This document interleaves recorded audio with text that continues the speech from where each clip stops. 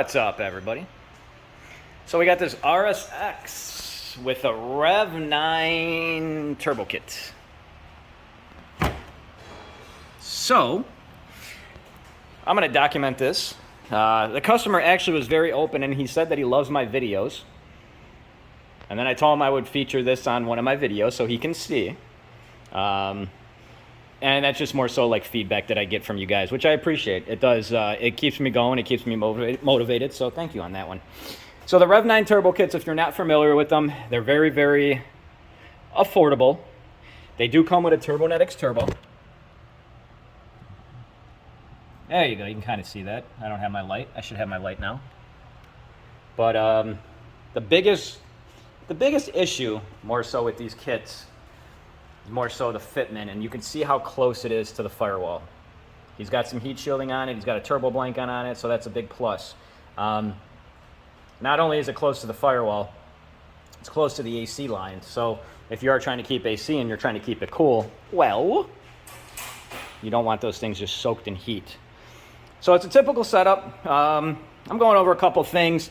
He had I don't know if it comes with a no-name map sensor, but the calibration wasn't correct. When you picked it in the drop-down menu on kpro, it wasn't working. So we put a hondata one on there really quick. And since the other one is out of stock and we don't know the ETA, we actually just switched the clip up for him. Not only that, too, he had this actually flipped upside down, and he had a vacuum line going to it. And then where this thing would plug into, he had it capped off. It wasn't actually capped off. There was just a vacuum like cap pushed in there. I don't know why, but this is now the OEM way to do it. Couple things. You can see the breather is open, so we're not boosting back into the crankcase. If you ever take these apart or take them off or whatever, don't cap this. Do not cap this. The other fitting for the valve cover he has going to, I'm going to call it an oil separator more so, because it's not a breathable catch can. But the other side is actually left open, so it is a breather. There you go. The wastegate spring he was unsure on. He believes his buddy put a 7-pound spring in it. With the Rev 9 kits, as far as I know, or at least from what customers tell me, we don't deal with Rev 9, but customers tell me that they have no info on the springs, and you can't really buy the springs, I guess, separate. So that's the one big downside as well. We're hoping a 7-pound spring is in there. We will see. Besides that, we did he wanted a leak down test on the motor. The motor's healthy. We wanted a leak down test. We did a leak down test on the turbo system. So one thing we found was the blow-off valves leaking a little bit. The gasket we were out of stock on. So we simply just took it off and sealed it up a little bit with Honda Bond. That should be good. We're not shooting for, you know, a crazy amount of power. And at times, some of these blow-off valves too, the flanges are different. You can't get gaskets for them. So RTV, specific correct RTV works in a crunch. See some little stuff. He has injector adapters hooked up, which they're not the ones that are wired. You kind of see what's going on there. So those are a lot better than the wired ones, because the wired ones basically they come loose a lot of times, the terminals inside more so. When you got the wired ones, I don't have any here handy, but if you watch some of my older videos, you'll actually see me talk about those. The ones that come wired up, and then they have them, you know, they're like this long, and then you plug one in. Those are known to cause issues. And when I say issues, I mean misfire.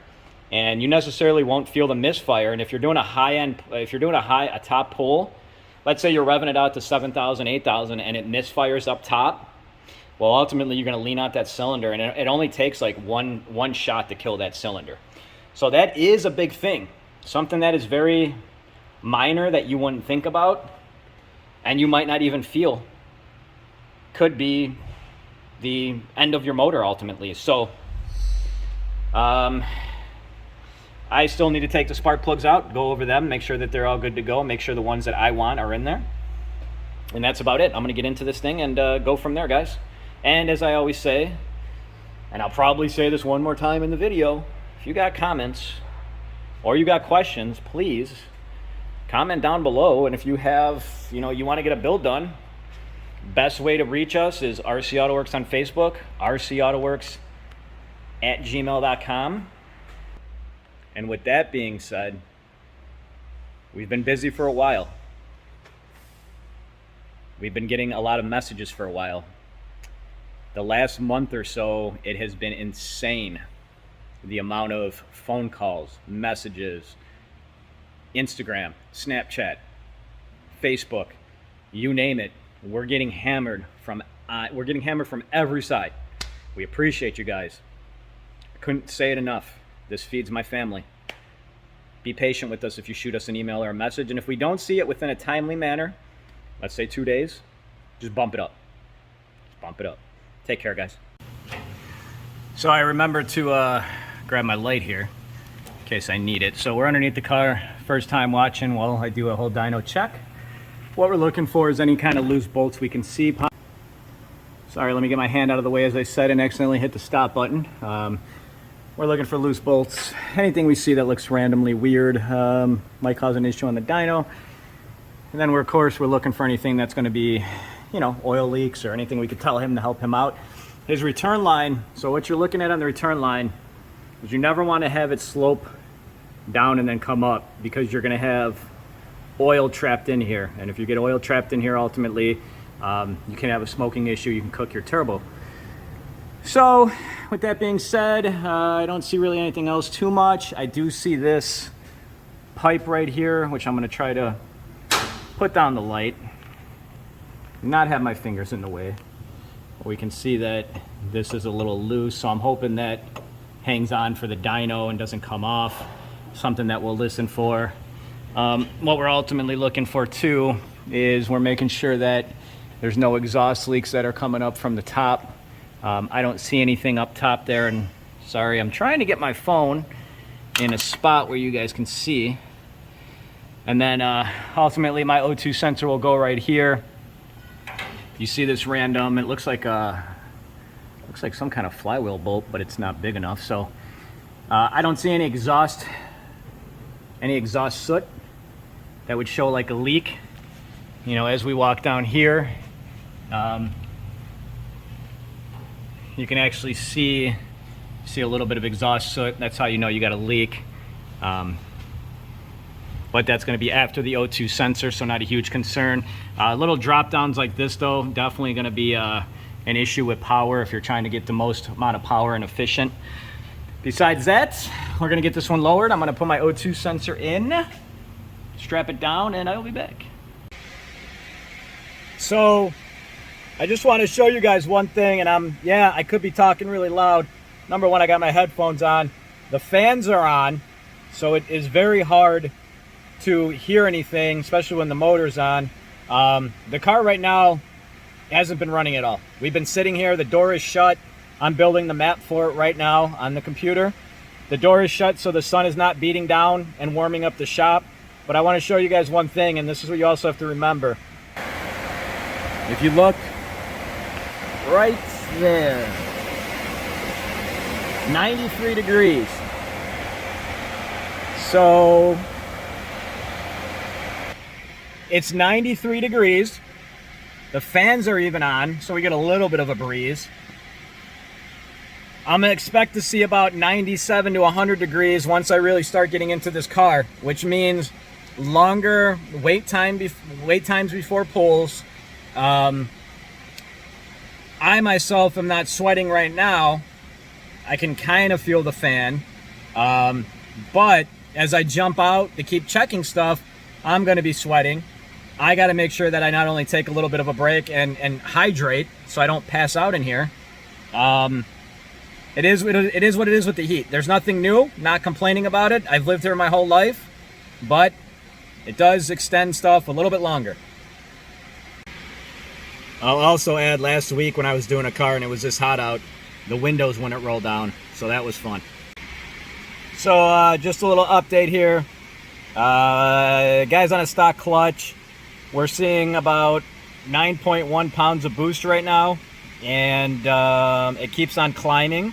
I have a boost cut set because, well, look at the injector duty cycle. We don't want the injectors to fall off. They're at 93. And look at that temperature.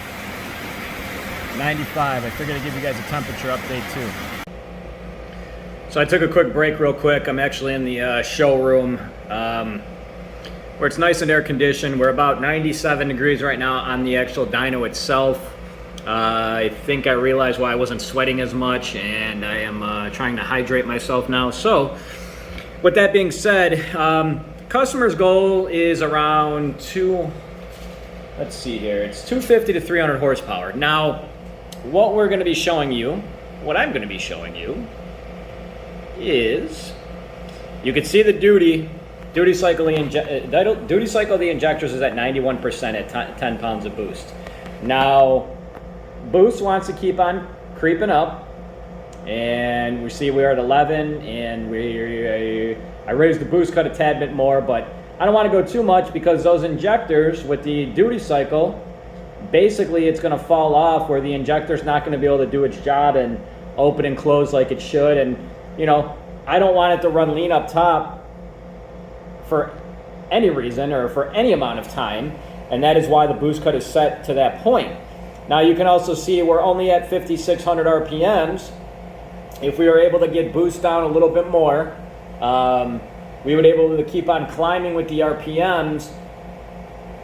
And yes, the duty cycle is high, but I have seen duty cycle being maxed out at, it actually will go over 100%, I believe, where the car will still run rich in a sense. I'm sorry, not rich, but air fuels are correct. But what I tell people ultimately, what I tell people is just because the dyno, the air fuels look good, if that thing goes lean for a split second, you're not going to notice it with the air fuels, and ultimately, you know, you're going to do damage to your motor. Now, with this kit, I don't, like I said, we don't deal with Rev 9. I'm assuming this is a very, I'll say, affordable kit where they just put everything together, not really thinking anything about it. The injector size, so what I have here in front of me on the sheet that he filled out, they're 600 cc's. You know, this is what happens when you buy something like from a company that maybe just has something on their website. Well, if you don't piece it together yourself and know what you're kind of looking at or doing, well, the injectors, they're gonna be maxed out on this setup. If they were 1,000 cc injectors, well, we would have room to play with and room to keep on going. We can raise the boost up a little bit. So what I'm going to do, though, ultimately, is he has an electronic boost controller hooked up right now through kpro, and I don't believe it's working. So I'm going to disconnect it, and I'm going to hook it up to the wastegate, and I'm going to see how much it wants to boost and where it wants to boost. He also informed me that it's on a stock clutch, and after this pull, just shutting down at 5,700 RPMs, I can smell clutch. So it's not going to hold either way, but we're going to see. I'm going to wait. I'm actually waiting for a customer as well to pick up some parts, and I'm going to go grab that real quick. I'll be right back.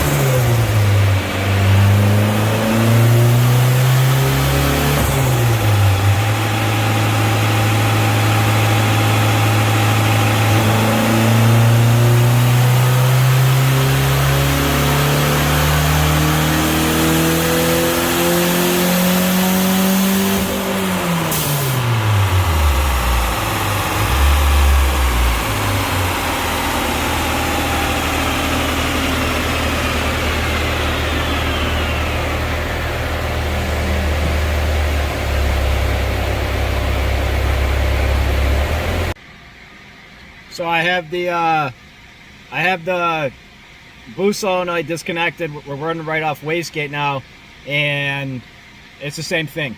It still wants to overboost. I don't know how much, because ultimately what we're seeing now is we are seeing the injector starting to go lean up top.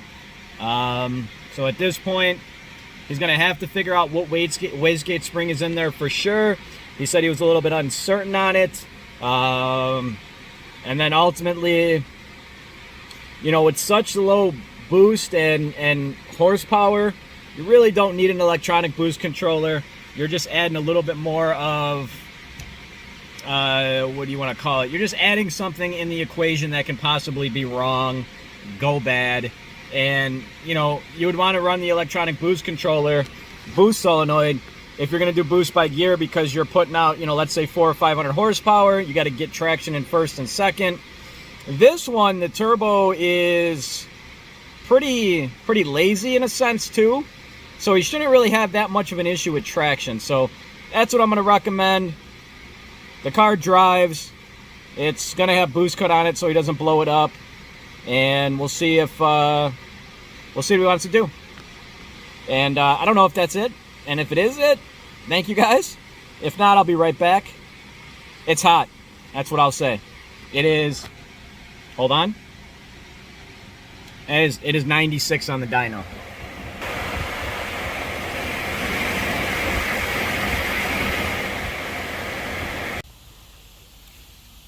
So, it's actually back on the dyno. We had to take it off the dyno. We put it back on. It's got a new wastegate on now, Turbo Smart. 7-pound spring, which is holding, but there's another issue. Oh, and I will say earlier in the video about his map sensor, that hole is actually not doing anything, so it wasn't getting the reading like it should. That's why it was like that. So we hooked it up exactly like it was. Anyways, we have a new issue, but instead of continuing this video and making it over 20 minutes long, we are going to have to pull it off the dyno one more time, and look out for part 2 so you can see what the new issue is. I'll leave it at that. Thanks guys.